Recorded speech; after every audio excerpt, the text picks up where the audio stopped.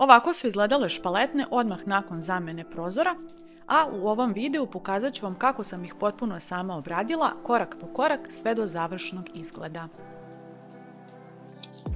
Prvi korak je bio da pripremim površine oko prozora.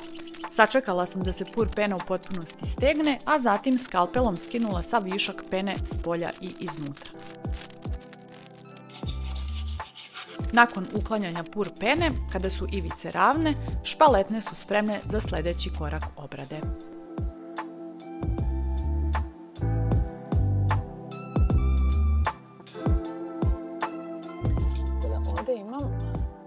U drugom koraku postavljam izolaciju oko prozora koristeći stirodur različitih debljina od 1, 2 i 5 cm.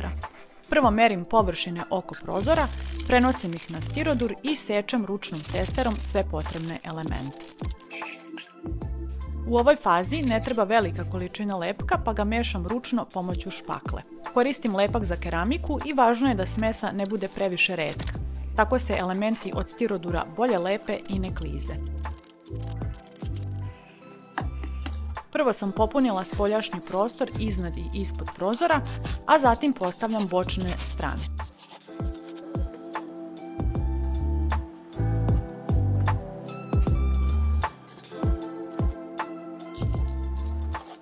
Svaki element proveravam libelom da bih bila sigurna da je u potpuno pravilnom položaju.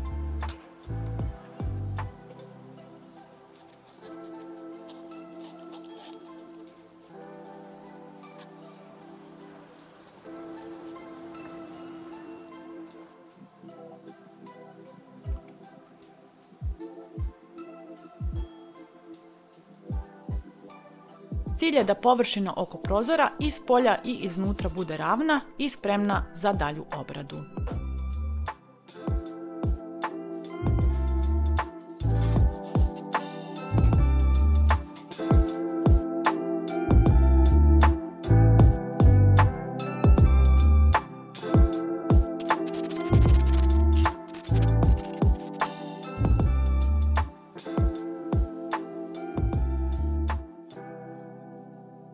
Sljedeći korak je nanošenje prvog sloja lepka i armiranje mrežicu. Prvo pripremam lepak, prebacujem ga u veću kantu, dodajem vodu i mešačem mešam dok ne dobijem glatku masu bez gludvica. Bitno je da lepak bude dobro sjedinjen i ne previše gust kako bi se lagano razmazivao. Zatim pripremam mrežicu i ugaone lajsne. Svaki od njih prislanjam na zid da izmerim dimenzije.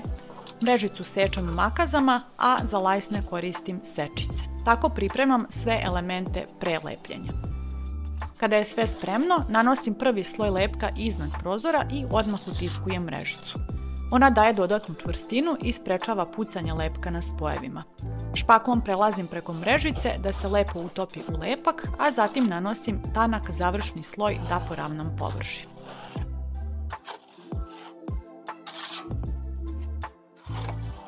Nakon toga nanosim lepak na same špaletne, postavljam ugaone lajsne sa mrežicom i lagano ih utiskujem da se lepo spoje sa ivicama.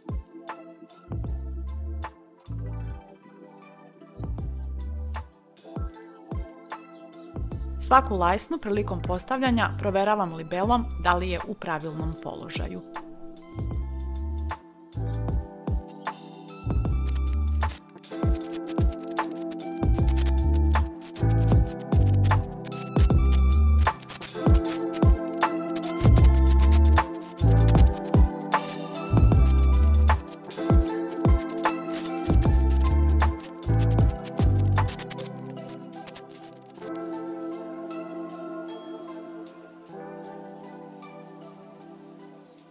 Iz polja i iznutra radim isti postupak trudeći se da dobijem što ravnije površine.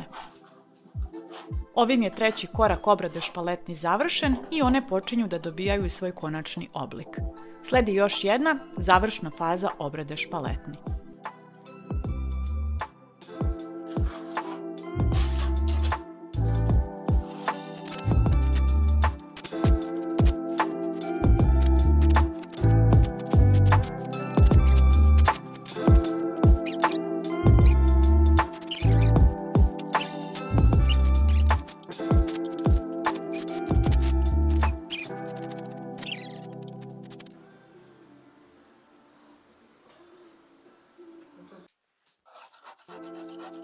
Kada se prvi sloj dobro osušio, vreme je za finalno oblikovanje špaletni.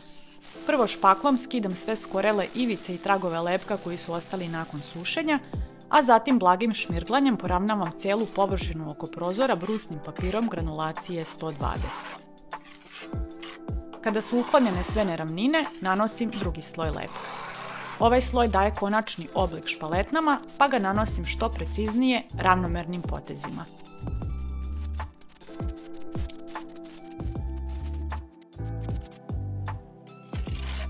Sa unutrašnje strane ponavljam isti postupak. Prvo šmirglanje, zatim nanošenje lepka, zaglađivanje i poravnavanje ivica.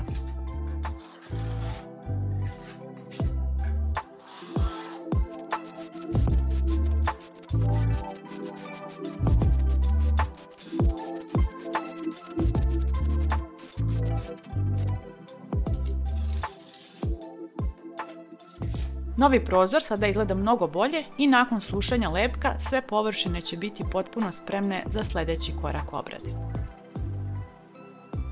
Ako vam je ovaj video bio koristan, ostavite komentar i zapratite kanal za još uradi sam projekat.